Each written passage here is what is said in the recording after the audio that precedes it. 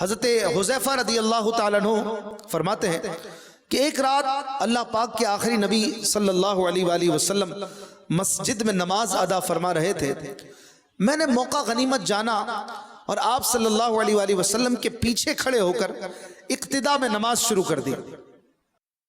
اللہ پاک کے رسول مقبول صلی اللہ علیہ وآلہ وسلم نے دوران نماز سورہ بقرہ کی تلاوت شروع فرمائی۔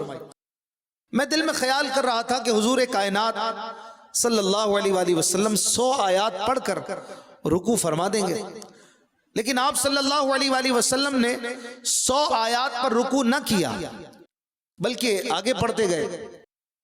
اب میں نے خیال کیا کہ 200 آیات پر رکوع فرما دیں گے، مگر آپ صلی اللہ علیہ وآلہ وسلم نے 200 پر بھی رکوع نہ فرمایا۔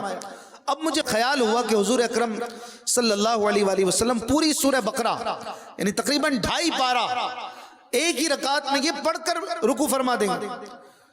چنانچہ سورہ بقرہ مکمل ہو گئی، مگر اب بھی آپ صلی اللہ علیہ وآلہ وسلم نے رکوع نہ فرمایا۔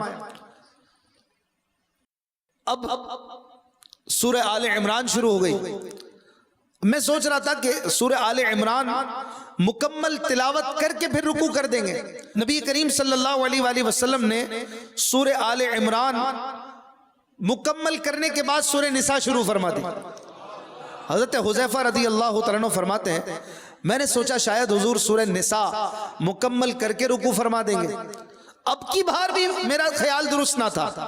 جانے کائنات صلی اللہ علیہ وآلہ وسلم نے سورہ نساء مکمل کی، یعنی تقریباً 5.25 پارے ایک رکعت میں پورے تلاوت فرما دی، اور سورہ مائدہ شروع کر دی، اور سورہ مائدہ مکمل تلاوت کرنے کے بعد یعنی تقریباً 6.25 پارے پڑھنے کے بعد رکوع فرمائے، اور پھر دوسری رکعت میں آپ صلی اللہ علیہ وآلہ وسلم نے سورہ انعام سے تلاوت شروع فرما دی۔